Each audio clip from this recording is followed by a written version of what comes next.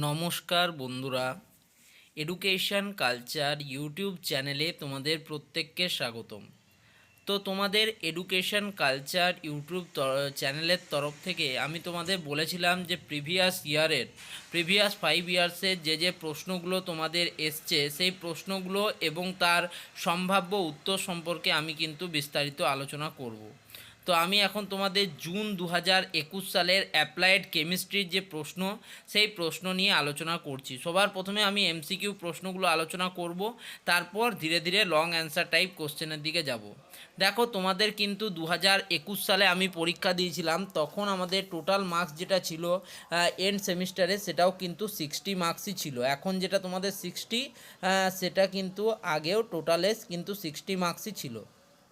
এবার তবে এখানে 60 মার্কসের মধ্যে 20 মার্কসের এমসিকিউ থাকতো, যার মধ্যে কিন্তু তোমাদের প্রত্যেকটা 20টা প্রশ্নের উত্তর দিতে হতো, 25টা এমসিকিউ থাকতো।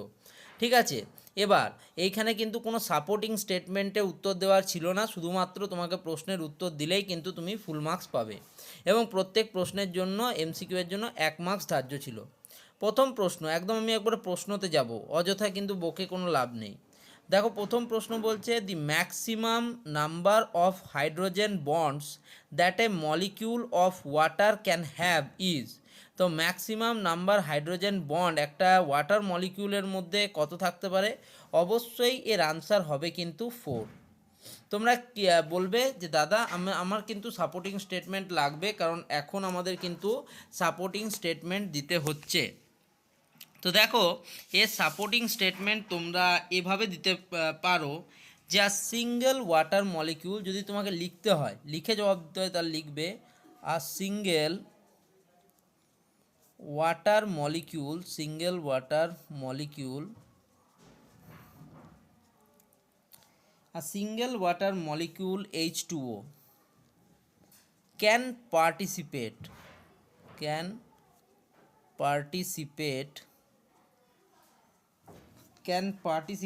in a maximum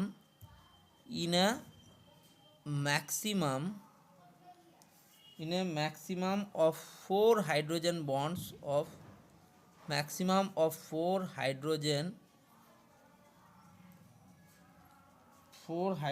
bonds with its neighboring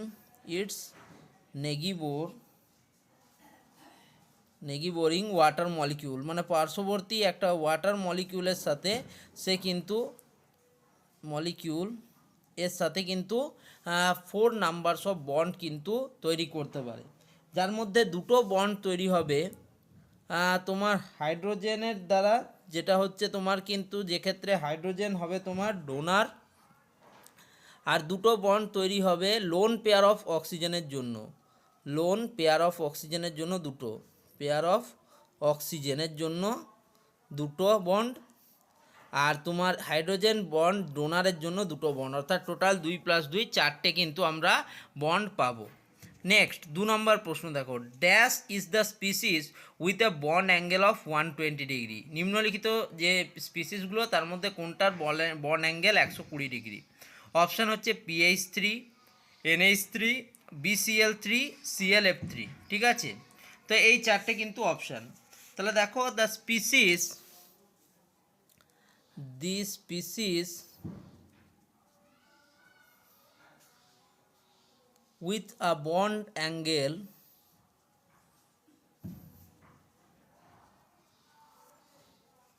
of approximately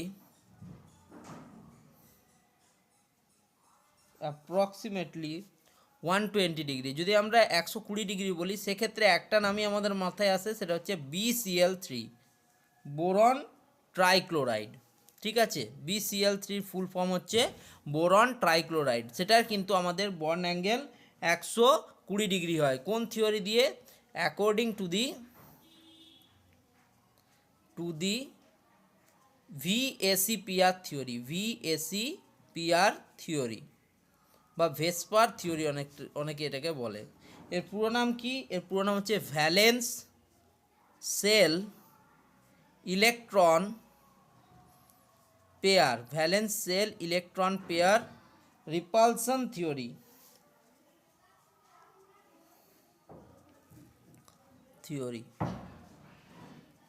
ঠিক আছে, valence shell electron pair repulsion theory অনুযায়ী কিন্তু আমাদের BCl3 যেটা রয়েছে বোরন ট্রাইক্লোরাইড, সেটাতে কিন্তু আমরা 120 বন্ড অ্যাঙ্গেল দেখতে পাই। নেক্সট দেখো 3 নাম্বার প্রশ্ন কি বলছে, দেখো which of the following quantum numbers the spatial orientation of an atomic অরবিটালকে কোন নাম্বার দ্বারা, কোয়ান্টাম নাম্বার দ্বারা বোঝায়? প্রিন্সিপাল কোয়ান্টাম নাম্বার দ্বারা আমরা সেল বা অরবিটাল বুঝি, ঠিক আছে। অ্যাজিমুথাল কোয়ান্টাম নাম্বার দ্বারা আমরা কিন্তু সাবসেলগুলো বুঝি। ম্যাগনেটিক কোয়ান্টাম নাম্বারের দ্বারা কিন্তু আমাদের special orientation of atomic orbitals আমরা জানতে পারি। তো এর আনসার হবে অপশান সি, ঠিক আছে। তো দেখো এখানে লিখবে magnetic quantum number, magnetic quantum number, যেটাকে এম আইপেনে আই দ্বারা লেখা হয়,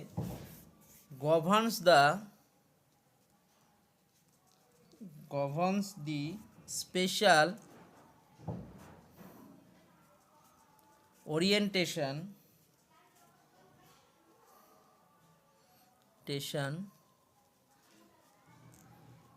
of the orbital, relative to the nucleus,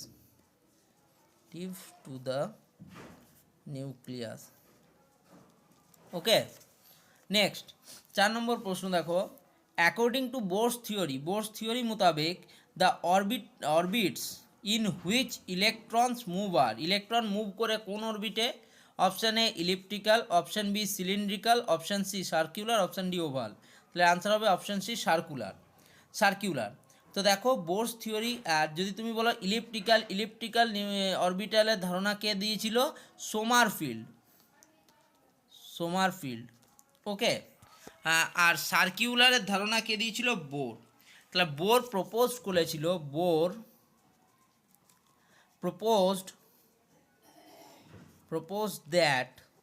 propose করেছিল যে electrons revolve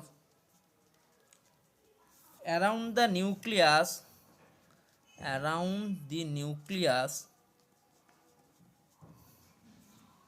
in fixed definite circular paths